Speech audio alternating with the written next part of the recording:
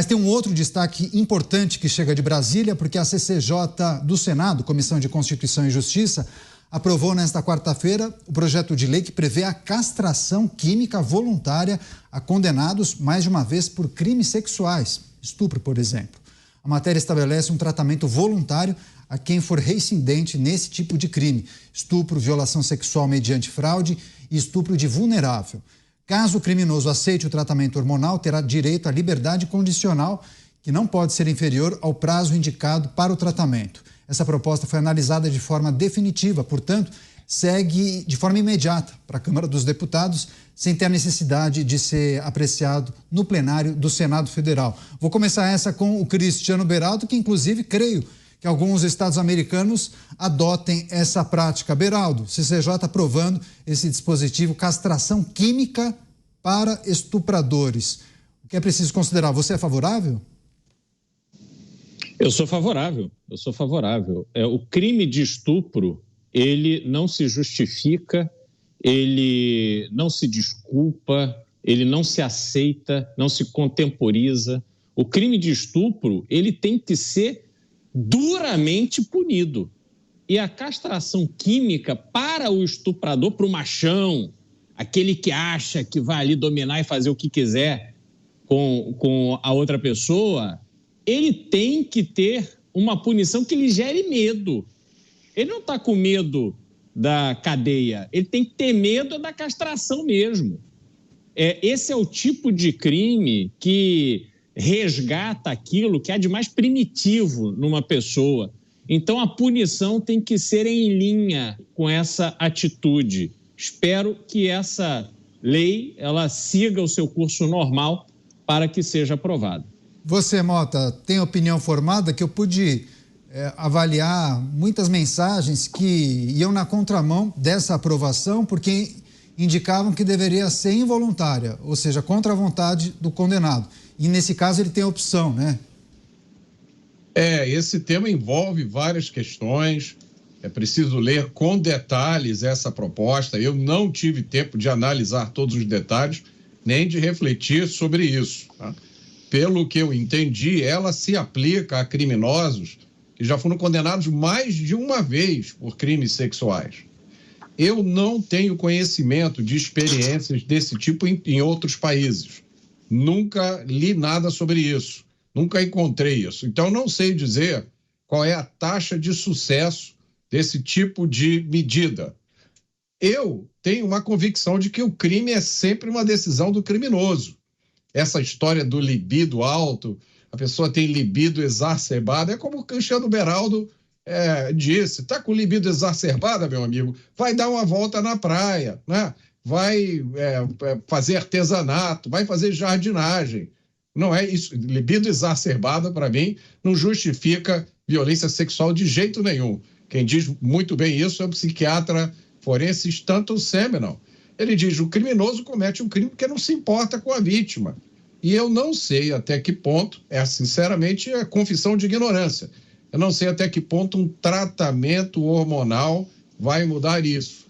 Eu fico com um pouco de pé atrás e de receio que isso seja usado como uma brecha, porque a gente vive no país dos espertalhões, no país da insegurança jurídica, a gente está num país que tem mais universidade de direito do que todos os outros países do planeta somados. Então eu fico com medo que isso aí seja usado como uma brecha. Mas, como eu disse, eu confesso a minha ignorância sobre esse tipo de medida, vou estudar para entender. Pois é, delegado Palumbo, o projeto autoriza o condenado a se submeter a um tratamento químico hormonal de contenção de libido em um hospital de custódia, desde que o preso esteja de acordo com o tratamento. Ele tem que concordar. Delegado, sua avaliação. Eu acho que tinha que ser na forçada mesmo, porque esse tipo de criminoso não é aceito nem no sistema penitenciário. Eles têm que ficar no seguro, eles não podem ficar no convívio comum, porque eles são decapitados, literalmente são decapitados. Eu já presenciei ele jogando futebol com a cabeça de um estuprador no antigo cadeião de Pinheiros. Nós temos que proteger as nossas mulheres, as nossas crianças dos pedófilos. E se vai abaixar o libido, é excelente, porque ele não vai ter a vontade. Muitas pessoas falam que é doença. Para mim não é doença, não. para mim é criminoso mesmo, que tem que ficar preso. Tivemos aqui também, no estado de São Paulo, um desses criminosos que saiu nessas malditas saidinhas temporárias. E o que ele foi fazer? Ele foi para uma praça tentar pegar crianças novamente, foi preso novamente. Ou seja, essas pessoas aí têm que ter um tratamento enérgico, forçado. Ele não estuprou, ele não violentou, não cometeu um crime sexual, ele que arque com as consequências. Pois é, Beraldo, vou voltar com você, só lendo um outro trecho do projeto que determina que a aceitação do tratamento pelo condenado não vai reduzir a pena aplicada, mas possibilita que seja cumprida em liberdade condicional, pelo menos enquanto durar o tratamento hormonal, e que o livramento condicional só terá início após a comissão médica confirmar o início dos efeitos do tratamento. Há uma subjetividade aí, né, Beraldo? Não, sem dúvida. Uma coisa é o conceito. O conceito é você pegar alguém que pratica um crime bárbaro e submetê-lo a um tratamento de castração química, ou seja, criar um dano a ele que o impeça de repetir o crime cometido. Agora, usar isso de forma a criar benefícios para o preso, obviamente isso não vai funcionar. A castração deve ser uma consequência para aquele que comete o crime de estupro. Mas reduzir a pena, dizer que... É como se ele estivesse passando, está na moda agora, né? A gente vê ampla cobertura da imprensa quando alguém faz transição de gênero. Aí, olha só, a pessoa fez transição, já está parecendo isso. Quer dizer, vão dar... Olha, ele se submeteu a este procedimento, então pode diminuir a pena dele. Pode diminuir pena nenhuma. O crime está cometido, a vítima está lá convivendo com os traumas do crime que sofreu. Um crime bárbaro que jamais será esquecido pela vítima. Vai reduzir a pena por quê? Então não se pode usar esse tipo de coisa para ser um subterfúgio para dar seguimento neste pensamento de vitimização do criminoso. Isso claramente é inaceitável. Pois é, Mota, quer fazer um complemento? Depois eu vou trazer, inclusive, um dado que foi levantado durante as discussões na comissão do Senado, falando sobre a baixa de 90% na reincidência desse tipo de crime para aqueles que passaram por esse processo de castração química. A gente tem que verificar isso. Eu prometi que vou estudar esse assunto para poder falar sobre ele melhor. Muitos crimes são cometidos por maldade, não tem nada a ver com libido. Eles são cometidos para agredir, para humilhar a vítima. Vamos lembrar do que os terroristas fizeram no ataque de 7 de outubro. Aquilo não tem nada a ver com libido. Vamos lembrar o que bandidos aí de São Paulo fizeram com o casal Liana Friedenbach e Felipe Café. Um crime horroroso, aquilo não tem nada a ver com libido. Eu sempre defendi uma medida que é adotada nos Estados Unidos, que é o Cadastro Nacional de Criminosos Sexuais. Cometeu um crime sexual, entra no cadastro e não sai nunca mais. E o cadastro é de acesso público. Então, antes de você contratar alguém, você dá uma checada se o nome dele está lá no cadastro. Antes de você alugar o seu imóvel, você dá uma checada se o nome do cara está no cadastro.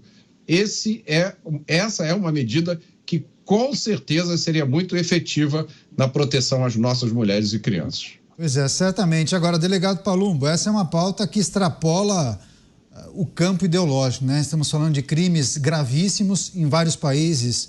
A gente observa a pena de prisão perpétua, por exemplo, ou até pena de morte em muitas localidades.